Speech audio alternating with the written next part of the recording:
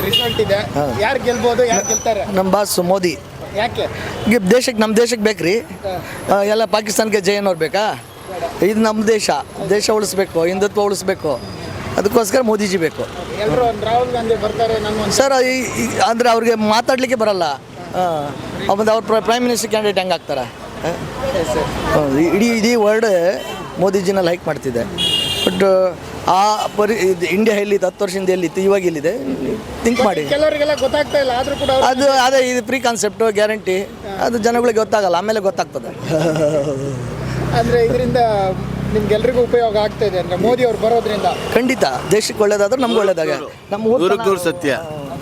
After Lal Bahadur Shastri ನಮಗೆ ಇದು ಅಟಲ್ ಬಿಹಾರಿ ವಾಜಪೇಯಿ ಆದಮೇಲೆ ನೆಕ್ಸ್ಟ್ ಇರೋದೇ ನಮಗೆ ಮೋದಿ ಬಂದಿರೋದು ಪ್ರಧಾನಿ ಅಂತ ನಾವು ನೋಡಿರೋದು. ಅಲ್ಲಿವರೆಗೂ ಅಷ್ಟು ಇದ್ದಿದ್ದಿಲ್ಲ. ಮೊದಲು ನಮ್ಮನೆ, ನಮ್ಮ ಊರು, ನಮ್ಮ ದೇಶ ಚೆನ್ನಾಗಿ ನಾವು ಚೆನ್ನಾಗಿರ್ತೀವಿ ಅಷ್ಟೇ. ನಾನೊಂದು ಕೇಳ್ತೀನಿ, ಏನಂದರೆ ಅಷ್ಟೆಲ್ಲ ಒಳ್ಳೆ ಕೆಲಸ ಮಾಡ್ತಾ ಇದ್ರು, ಪದೇ ಅವರನ್ನೇ ದೂರ್ತಾರೆ, ಏನಾಗಿದೆ? ಅದು ಹಾಗೆ ಸರ್, ಅದು ಹಾಗೇನೆ, ಅದು ಜನಗಳ ಮೆಂಟಾಲಿಟಿ ಹಾಗೆ. ಒಳ್ಳೆಯವರು ಒಳ್ಳೆ ಕೆಲಸ ಮಾಡೋರಿಗೆ ಯಾವತ್ತೂ ಬೆಲೆ ಇರೋಲ್ಲ. ಯಾರು ಭ್ರಷ್ಟಾಚಾರ ಮಾಡ್ತಾರೆ, ಯಾರು ಕರಪ್ಷನ್ ಮಾಡ್ತಾರೆ, ಅವ್ರಿಗೆ ಪ್ರಿಫರೆನ್ಸ್ ಜಾಸ್ತಿ ಇರುತ್ತೆ. ಈ ಭಾಗದಲ್ಲಿ ಯಾರು ಬರ್ಬೋದು ಸರ್? ಯಾರು? ಪಿ ಸಿ ಮೋಹನ್ ಅವರು ಕೂಡ ಬಿಜೆಪಿ ಪಕ್ಕ. ನೀವೆಲ್ಲರೂ ಬಿಜೆಪಿ? 100%. 100% ಬಿಜೆಪಿನೇ ಸೆಲೆಬ್ರೇಷನ್ ಮಾಡ್ತೀರಾ ಅಂತ ಈ ಭಾಗದಲ್ಲೆಲ್ಲ? ನಾವು ಮನೆಯಲ್ಲಿ ಯಾವ ಥರ ಸಂಭ್ರಮಾಚರಣೆ ಮಾಡ್ತೀವಿ ಆ ಥರ ನಾವು ಇಲ್ಲೂ ಆಚರಣೆ ಮಾಡ್ತೀವಿ, ಎಲ್ಲ ಒಟ್ಟುಗೂಡಿ. ಈ ಬಾರಿ ಮೋದಿ ಅವರು ಬಂದರೆ ಏನೆಲ್ಲ ಮತ್ತೆ ಬದಲಾವಣೆ ಆಗ್ಬೋದು? ಸಿವಿಲ್ ಕೋಡು, ಈಕ್ವಲ್ ಸಿವಿಲ್ ಕೋಡು ಮತ್ತು ಎಜುಕೇಷನ್ದು ಎಲ್ಲ ಈಕ್ವಲ್ ಆಲ್ ಇಂಡಿಯಾ ಒಂದೇ ಏಕರೂಪ ತರಬೇಕಂತ ಮಾಡಿದಾರಲ್ಲ, ಅದು ಬರಲಿ ಅಂತ ನಾವು ಕೇಳ್ತೀವಿ. ನಾವೇನು ಪಾಕಿಸ್ತಾನ ಎಗೇನೆಸ್ಟ್ ಅಲ್ಲ, ಅವರು ಬದುಕಲಿಂತಲೇ ಇರೋದು. ಬಟ್ ಏನಂದರೆ ಅವರು ಇಲ್ಲಿ ನೆಮ್ಮದಿಗಿದ್ದಾರೆ, ಪಾಕಿಸ್ತಾನ್ಸು ಇಲ್ಲಿ ನೆಮ್ಮದಿಗಿದ್ದಾರೆ. ನಾವೇನು ಬೇಡ ಅಂತೇಳಿಲ್ಲ. ಸುಮ್ಮನೆ ಯಾರು ಅಲ್ಲಿಂದ ತೊಗೊಂಡು ಇಲ್ಲಿ ಗಲಾಟೆ ಮಾಡ್ಕೊಳ್ಳೋದು.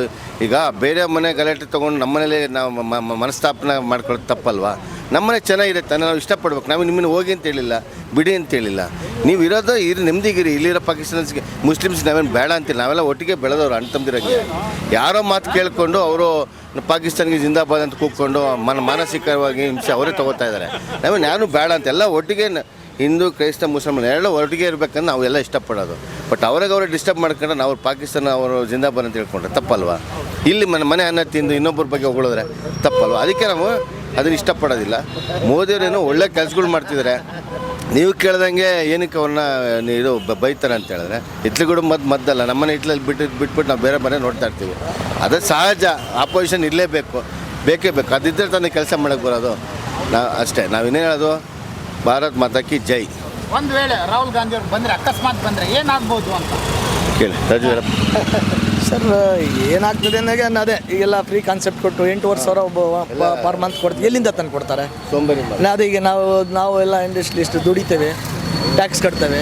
ಆ ಟ್ಯಾಕ್ಸ್ ದುಡ್ಡೆಲ್ಲ ಅದೇ ಈ ಥರ ಫ್ರೀ ಕಾನ್ಸೆಪ್ಟ್, ಯಾವತ್ತು ಫ್ರೀ ಕಾನ್ಸೆಪ್ಟು ಸಬ್ಸಿಡಿ ಎಲ್ಲಿ ಕ್ಯಾನ್ಸಲ್ ಆಗ್ತದೋ ಅಲ್ಲಿ ದೇಶ ಉದ್ಧಾರ ಆಗ್ತದೆ. ಕೆಲವರಿಗಿನ್ನ ಫ್ರೀ ಕಾನ್ಸೆಪ್ಟ್ ಅವ್ರಿಗೆ ಗೊತ್ತಿಲ್ಲ ಸರ್. ತಲುಪಿದ್ದು ಅದು ಅವರು ಹಣೆ ಬರೋದು. ಅದನ್ನು ಅವರು ಏನೋ ಒಂದು ಗ್ಯಾಮ್ಲಿಂಗ್ ಥರ ಏನೋ ಒಂದು ಮೋಸ ಮಾಡಿ ಅವರಿಗೆ ತೋರಿಸಿ ಅಧಿಕಾರದ ಆಸೆಗೋಸ್ಕರ ತೋರಿಸ್ಬಿಟ್ಟು ಮಾಡೋ ಥರ ಮಾಡ್ತಾ ಇದ್ದಾರೆ ಅಷ್ಟೇ. ಓಕೆ, ಕೊನೆಯದಾಗಿ ಏನು ಹೇಳ್ತೀರಾ ಅಂತ? ಸರ್, ಮೋದಿ ನಮ್ಮ ದೇಶಕ್ಕೋಸ್ಕರ ಬೇಕು ಸರ್, ಅಷ್ಟೇ. Thank you. SS TV cinema ಜಗತ್ತಿನ ಕ್ಷಣ ಕ್ಷಣದ ಸುದ್ದಿಯೊಂದಿಗೆ.